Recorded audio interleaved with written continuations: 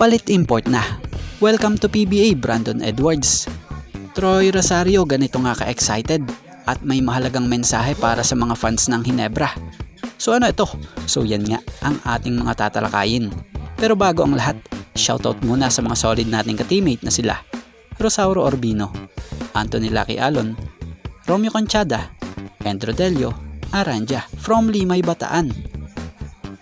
So tuluyan ang pinauwi ng Terra Firma Jeep etong si Ryan Richards, ang 6'11" import, matapos ang hindi maganda nitong ginawa sa team.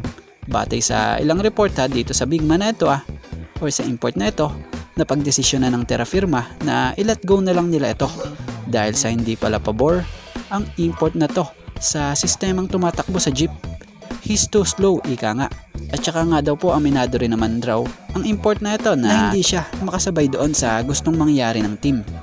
Kaya naman napagdesisyon na ng Terra Firma na mas piliin nilang ibalik itong 6'6", 33-year-old from Texas na si Brandon Edwards. Sa mga hindi nakakaalam at hindi pamilyar dito, ito dapat nga po yung import ng Terra Firma ng Governor's Cup plus Conference. Kaya lang nagka-injury ito kaya hindi natuloy. Pero ngayong Commissioner's Cup siya'y tuloy na at ayon sa kampo ng Jeep, kaya pala nila ito kinuha si Brandon Edwards ay alam nito ang sistema ng Terra Firma Jeep na kung sa ay nakakapag-practice na nga raw po ito noon sa kanila. Sa tingin nga rin raw nila kaya nito dumipensa sa mga mas malalaking player. At bukod dyan, kaya pala ito rin ang napili nila dahil siya yung best available na gustong maglaro raw sa team nila. So maganda kung ganun. At dito tayo sa kampo ng Ginebra.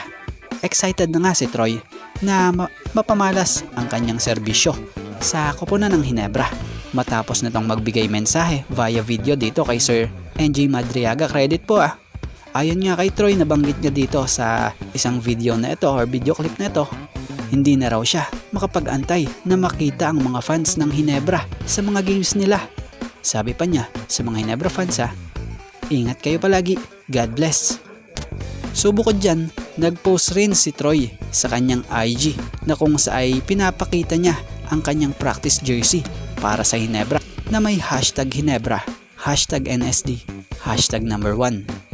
So matatandang si Troy pumirma nga po sa Ginebra ng 3-year deal contract na kung saay kasama siya sa nilabas din na lineup ng Barangay Ginebra.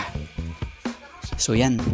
Sa ngayon, ito nga lang po muna ang ating sports pasada and thank you for watching guys and God bless everyone.